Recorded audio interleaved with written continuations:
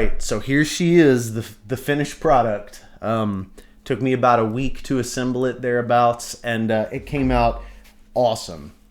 So basically, just a quick overview. If you haven't seen the first video, it's a Korean Squier Stratocaster neck from about 1995 that I really dig.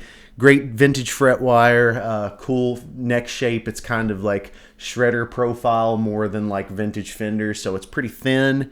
Then I have the XGP body, which I got from Guitar Fetish, and the electronics were all pulled from that Squier Strat that this neck came from, except for the pickups. The pickups are Tonerider Surfaris. They're Alnico 3, and they come stock in Squier Classic Vibe Fetish Stratocasters. I had a set of those laying around, so I slapped them in here, and they're really cool pickups, really 50s sounding, crunchy as hell, just awesome pickups all around.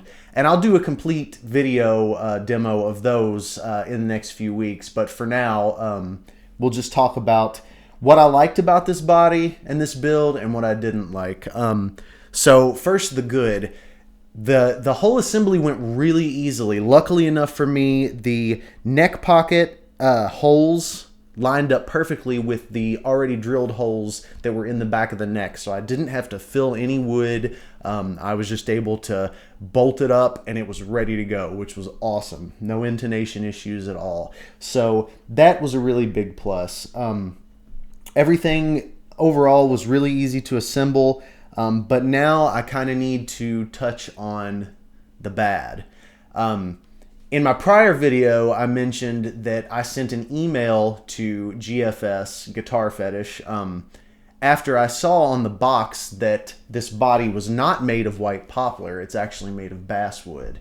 Tonal differences aside, I never received a response to the email that I sent to Guitar Fetish about this body being basswood as opposed to white poplar. And I'd be lying if I said I wasn't really, really disappointed with Guitar Fetish about that. I mean, at the very least, they could have sent an email back saying, well, you know, this was a mistake, or, you know, just something, well, you know, maybe, I don't know what they would say.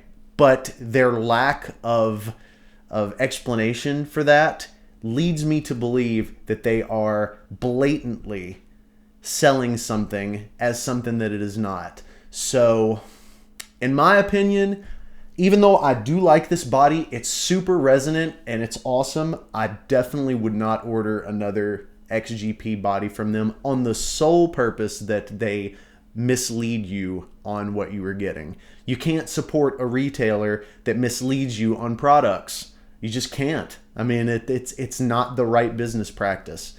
But like I said before, you know, you may get something that's nice, but it's still not exactly what you expected, which is disappointing. I also noticed basswood's a notoriously soft wood. It's not a bad wood for guitars, as some of the YouTube comments on the prior video pointed out.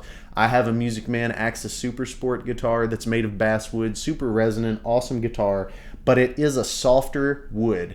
And I noticed installing the pick guard and the jack plate here that once I installed them and then removed the screws and screwed them back in, the wood was already so soft and had been drilled out already enough to where I could not get these screws to mount in tightly again.